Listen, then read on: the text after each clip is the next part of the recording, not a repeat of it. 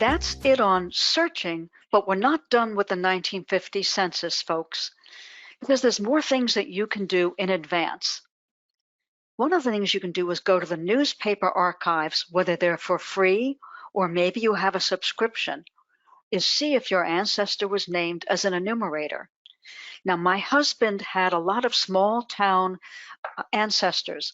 Not one of them was an enumerator, but in the towns where those people lived, enumerators were mentioned in the newspaper on March 30th, saying, folks, watch for your neighbors, so-and-so, so-and-so, and so-and-so.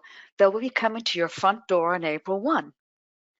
So if you can, take a look at the local newspapers for towns where your ancestors lived.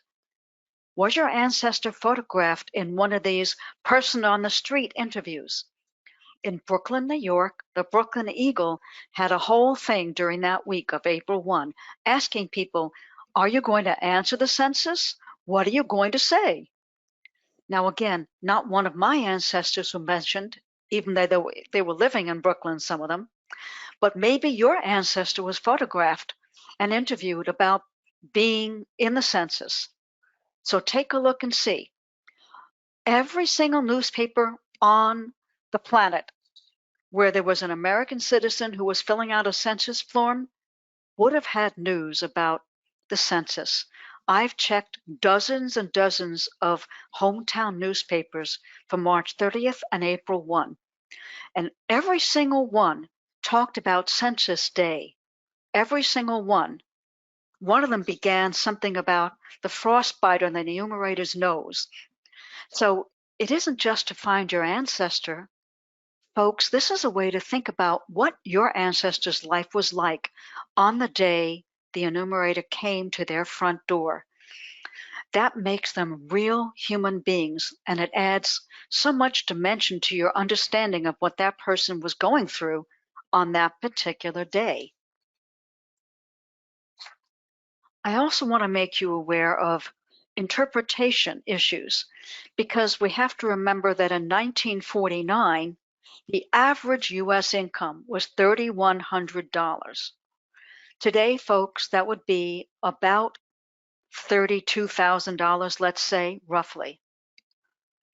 And on the left, you see a breakdown from the 1950 Census Bureau publication. It was done later, maybe 52, 53, after they compiled the information and told the world what they found without naming names.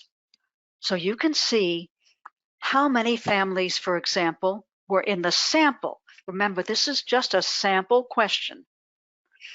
So how many families were asked about income?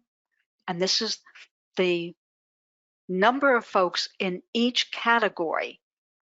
There were 1 million families who reported income in 1949 of $10,000 or more. That was a lot of money in those days. Also on the right is an explanation of educational attainment. Again, this is from a publication that came out a few years later where they analyzed.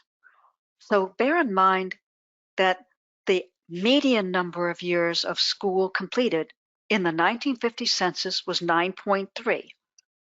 I had a number of immigrant grandparents who didn't come close to that, but their children in almost every case exceeded 9.3. So think about this as you look at what your ancestors' answers were and interpret them in the context of what was happening in that period. Also keep in mind that there are so many regional differences. Here you can see the different regions that the U.S. Census Bureau considers. So my folks were in the Big Apple in the Northeast region, which is not going to have the same kind of comparable numbers as the Big Easy, which would be New Orleans, where I don't have a single soul. But my husband has many folks in the West North Central and East North Central. So you can see you folks are in, it looks like East South Central. You're going to want to think about what those people are doing in relation to your folks, because their income levels, for example, may not be what New York City had. More things to keep in mind. The Commerce Department made a point in their special report of showing how many more women were working in the 1950 census report versus the 1940. It's marked. And they show you the percentage in the labor force. In 1950, female, the black bar shows women.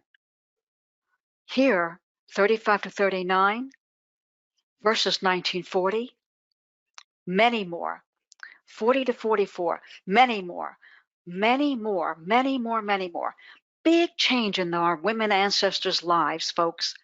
So think about whether your female ancestors were part of this major societal trend in America. I have some things in the handout. I think I have the family search in the handout. They will give you some updates. There's also a really good Facebook group that doesn't have many members because the secret's not out. I'm telling you the secret. The name of it is the 1950 US Census for Genealogists. No periods after UNS. This is not in the handout, but make a note and go and join if you're on Facebook, because those folks race to post the very latest information about what's happening.